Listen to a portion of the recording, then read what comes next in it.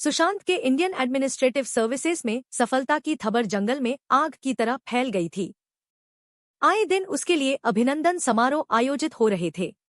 मेरे पैर जमीन पर नहीं पड़ रहे थे। आज भी हम ऐसे ही एक समारोह में आमंत्रित थे। काश सुयश भी आज हमारे बीच होते। सुयश की स्मृति के साथ ही मेरा मन अतीत में गोते लगाने लगा।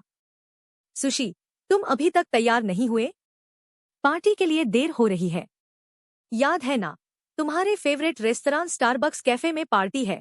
मैं तैयार होकर बाहर आई और बेटे सुशांत को अभी तक टीवी में आंखें गड़ाए बैठे देखा तो मन ही मन झल्ला उठी। पर टीनेजर संतान को झिड़कना उचित न समझते हुए मैंने अपने स्वर को भरसक कोमल बना लिया था। बस ममा, अभी भूनी का पता चलने ही वाला है। मुझे लगता है वो ब्लू स्कार्फ वाली लेडी कातिल है। मेरा धैर्य अब जवाब देने लगा था। ओफो, तेरे ऊपर से डिटेक्टिव सीरियल्स का भूत कब उतरेगा? सीरियल खत्म होगा तब तक तो पार्टी ही खत्म हो जाएगी। पापा कार निकालने नीचे भी चले गए हैं। अब चल जल्दी से, कहते हुए मैंने टीवी बंद कर दिया तो सुशी को मजबूरन उठना ही पड़ा। शहर के सबसे महंगे और आलीशान रेस्तरां स्टारबक्स कैफे में आयोजित हो रही पार्टी में इनविटेशन मिलना ही अपने आप में गर्व की बात थी और चूंकि इनविटेशन मेरी सहेली माया की ओर से था तो मैं कुछ ज्यादा ही प्राउड और एक्साइटेड फील कर रही थी। उसके पति को बिजनेस में अच्छा फायदा हुआ था। इसी रुचि में पति के बिजनेस मित्रों के अलावा उसने अपने सभी रिश्तेदारों और हम कुछ चुनिंदा सहेलियों को सपरिवार आमंत्रित किया था। रास्ते भर मैं उत्फुल्ल मन से अपनी और माया की दोस्ती के किस्से ही बयां करती रही, जिन्हें पति सुयश तो दिलचस्पी लेकर सुनते रहे, पर सुशी का मूड अभी भी उखड़ा हुआ ही था। मैंने उसे उसके मनपसंद सीरियल के बीच से जो उठा दिया था। अभी अपने फेवरेट रेस्तरां में पहुंचते ही इसका मन खुश हो जाएगा, सोचकर मैंने अपने मन को तसल्ली देने का प्रयास किया था। लेकिन रेस्तरां पहुंचकर मैं अपनी सहेलियों में ऐसी डूबी कि बेटे और पति किसी का ध्यान ही नहीं रहा। एक वेटर द्वारा 2 से 3 बार किसी को पुकारने पर मेरा ध्यान उस ओर आकर्षित हुआ।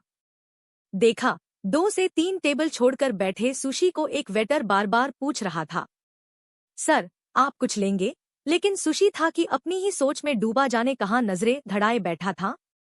सुशी, कहाँ ध्यान है बेटे तुम्हारा? लो तुम्हारा फेवरेट फ्रूट पंच। मैंने वेटर की ट्रे में से सुशी का मनपसंद ड्रिंक उठाकर उसके सामने रख दिया था। ओह मम्मा, आप। मम्मा, वो जो उधर खिड़की के पास एक लेडी बैठी है ना? सुशी ने इशारा किया तो मेरी नजरें भी उधर ही उठ गईं। एक लेडी खिड़की के बाहर देखते हुए कॉफी पी रही थी। वो ही किलर है। देखो, उसके हैंडबैग के पास ब्लू सिल्क स्कार्फ भी रखा है। मुझे लगता है इसी में उसने वो ढूंढ से सना चाकू छुपा रखा है। सुशी मेरे कान में फुसफुसाया तो मैंने अपना सिर पकड़ लिया। वो टीवी सीरियल है मम्मा, वो सत्य घटनाओं पर आधारित है और किलर अभी तक पकड़ा नहीं गया है। सुशी का दिमाग भ्रमजाल से बाहर आने का नाम नहीं ले रहा था, जबकि मेरा मन सहेलियों की बातों में अटका हुआ था। अच्छा, अब जल्दी से यह फ्रूट पंच खत्म करो, फिर मैं तुम्हें तुम्हारे हमउम्र दोस्तों से मिलवाती हूँ। अपनी जिम्मेदारी खत्म मान मैं फिर से सहेलियों के झुंड में पहुंच गई थी। अचानक तन्न से कुछ गिरने की आवाज हुई और फिर तुरंत एक परिचित स्वर, यही है, गूंजा तो मैं बुरी तरह चौंक गई। सुशी की ओर नजरें घुमाईं तो पाया वह अपनी सीट से नदारद था। खिड़की वाली टेबल के आसपास भीड़ जमा होने लगी थी। मैं और सुयश लगभग भागते हुए वहां पहुंचे। वहां का नजारा देखकर मैं सन्न रह गई। सुशी के हाथ में ब्लू स्कार्फ लहरा रहा था। जमीन पर सॉस से सनी छुरी पड़ी थी। घबराई हुई वह लेडी बार बार गुहार लगा रही थी, मैंने चोरी नहीं की। मुझे तो छुरी का डिजाइन पसंद आ गया था। माया और उसके रिश्तेदार भी आ गए थे। मुझे मामला कुछ तो समझ आ रहा था, पर काफी कुछ अभी भी समझ से परे था। टीना, शांत हो जा, मुझे पता है तूने चोरी नहीं की। तुझे यह स्टाइलिश छुरी बहुत पसंद आ गई थी और इसी डिजाइन का पूरा सेट बनवाने के लिए तूने यह छुरी उठाई थी। तूने मुझे सब बता तो दिया था। बच्चे को कुछ मिसअंडरस्टैंडिंग हो गई है। आप सब चलिए, पार्टी एंजॉय कीजिए, माया ने कहा तो उसके पति और बाकी घरवाले भी मेहमानों को समझाते बुझाते दूर ले जाने लगे, मानो कुछ हुआ ही न हो। सुशी की बदतमीजी के लिए मैं माया से माफी मांगना चाहती थी, पर वह सफाई करवाने और वहां के स्टाफ से बात करने में लग गई। मेहमानों में चल रही खुसर-फुसर से मुझे इतना ही पता चल पाया कि वह लेडी टीना माया की सगी छोटी बहन है और आतन चोर है। इतनी संभ्रात फैमिली की महंगे कपड़ों और मेकअप में सजी लेडी चोर भी हो सकती है? मुझ सहित अन्य गेस्ट्स के गले भी यह बात नहीं उतर रही थी, पर सभ्यता के नाते हम खा पीकर चुपचाप लौट आए। लौटते वक्त सुशी सफाई देने लगा। मुझे बार बार शक हो रहा था कि उसके ब्लू स्कार्फ में ही वून से सनी छुरी छिपी है, तो मैंने चुपके से वह स्कार्फ खींच लिया था। हम उसे पूरे रास्ते समझाते रहे कि वह अपने जासूसी के जुनून पर अंकुश लगाए, वरना किसी दिन बहुत बड़ी मुसीबत खड़ी हो जाएगी। मुझे लगता है इस घटना से तुम्हारी सहेली और उसके परिवार वाले काफी अपसेट हो गए हैं। सुयश चिंतित थे। हाँ, मुझे भी ऐसा ही लगता है, पर तुम चिंता मत करो, मैं कल उसके घर जाकर सारी सिचुएशन समझाकर माफी मांग लूंगी। अगले दिन ही मैं माया के घर पहुंच गई। उसने बुझे मन से मेरा स्वागत किया। रात वाली घटना की पीड़ा उसके चेहरे पर स्पष्ट परिलक्षित हो रही थी। सुशी के जासूसी के जुनून का हवाला देते हुए मैंने उसके सम्मुख आरंभ से अंत तक का सारा घटनाक्रम एक ही सांस में परोस डाला। पूरी बात जानकर वह भी गंभीर हो गई थी। टीना के साथ भी तो कुछ ऐसी ही प्रॉब्लम थी। मेरी छोटी लाडली बहन है वो। बचपन से ही उसे जो चीज पसंद आ जाती थी वह उसे लेनी ही होती थी।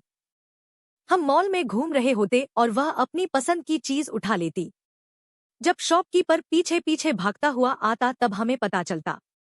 मम्मी पापा शर्मिंदा होते हुए या तो वो चीज लौटा देते और यदि टीना ज्यादा ही जिद पर उतर आती तो फिर दरीद लेते। बड़ी होती टीना को जल्द ही समझ आ गया कि ऐसा केवल बाजार में ही संभव है। किसी के घर पसंद आई चीज को पैसे देकर नहीं लाया जा सकता। उसकी बाल सुलभ बुद्धि ऐसी हर चीज को चुपके से उठाकर घर लाने लगी। घर में इतने कपड़े, खिलौने आदि थे कि काफी समय तक तो हम में से किसी को पता ही नहीं चला। फिर एक दिन मुझे ही शक हुआ। मेरा और टीना का एक ही रूम था। उसे एक पपेट से खेलते देख मैंने पूछा, ऐसी पपेट तो अंजू के घर थी ना? तू उठा लाई? वह डर गई और रोने लगी। मुझे दया आ गई। दीदी, मम्मी पापा को मत बताना, मुझे मार पड़ेगी। कितनी सुंदर है ना यह, कैसे आंखें मटकाती है। हम इससे खेलेंगे, इसे उंगलियों पर नचाएंगे। वह नचाने लगी। मैं भी थी तो उसी उम्र की। मेरे मन में भी उसे नचाने की ललक जाग उठी। मैंने मुंह सिल लिया। तब कहाँ इतनी समझ थी कि चोरी में सहभागी होना भी चोरी करने जितना ही बड़ा जुर्म है। मेरे मौन से टीना का साहस बढ़ता चला गया। वह जहां जो पसंद आता चुपके से उठा लेती।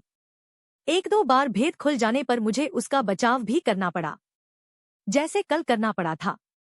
मम्मी पापा पर जब यह भेद खुला तब तक टीना काफी बड़ी हो चुकी थी। अब इस आदत को बचपना कहकर नजरअंदाज नहीं किया जा सकता था और अधिक समय तक छुपाया भी नहीं जा सकता था। चिंतित मम्मी पापा साइकाइट्रिस्ट से मिले। डॉक्टर ने बताया कि बढ़ते बच्चों में आजकल किसी न किसी चीज के प्रति जुनून आम हो गया है। क्रिकेट का जुनून, सिनेस्टार या मॉडल बनने का जुनून, सिक्स पैक एब्स का जुनून, सेल्फी का जुनून, नए नए मोबाइल, बाइक का जुनून। ये शौक या जुनून एक सीमा में रहे तब तक तो सही है, पर जब पागलपन की हद तक पहुंच जाएं, तो खतरनाक साबित होने लगते हैं। दरअसल इस उम्र में शरीर में एनर्जी बहुत ज्यादा आ जाती है, फिजिकली भी और मेंटली भी, जिसे वो पूरी तरह अपने जुनून को पूरा करने में झोंक देता है।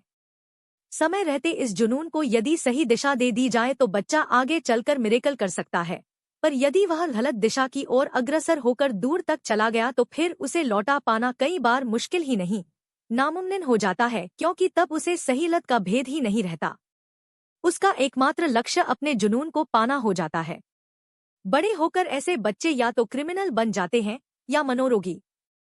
टीना के बचपन का जुनून उचित दिशानिर्देश के अभाव में मनोरोग में तब्दील हो चुका है।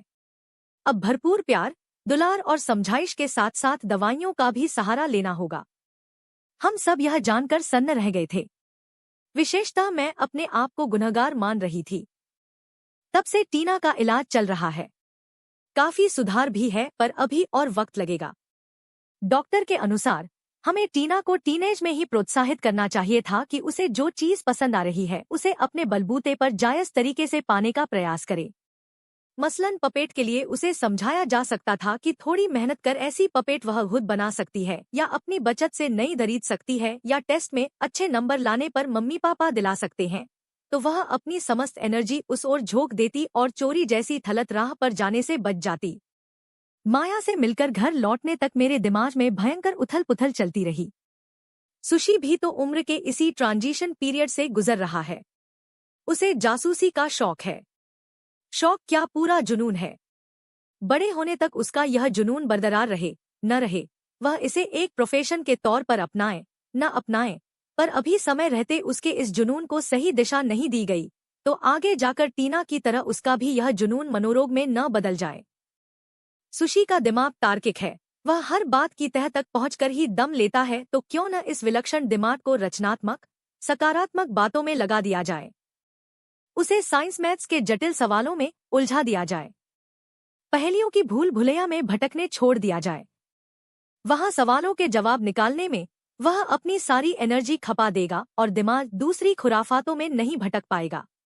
After all empty mind is devils workshop. मैंने उसी वक्त एक शॉप से उसकी उम्र के अनुकूल ज्ञान विज्ञान और मैथ्स के जटिल सवालों वाली कुछ बुक्स, कुछ पजल्स, रॉबिक क्यूब आदि खरीदे और घर लौटकर उसकी टेबल पर सजा दिए। मेरे आश्चर्य और रुचि का ठिकाना न रहा जब मैंने पूरी शाम उसे इसी में लगा पाया। बड़ी मुश्किल से उसे healthy mind lies in healthy body का सबक सिखाते हुए बाहर खेलने भेजा, पर तब से जब भी उसे फ्री टाइम मिलता वह इन्हीं सब में लग जाता। बढ़ती एनर्जी को सही दिशा मिली तो अपने मुढ़ाम पर पहुंचकर ही उसने दम लिया।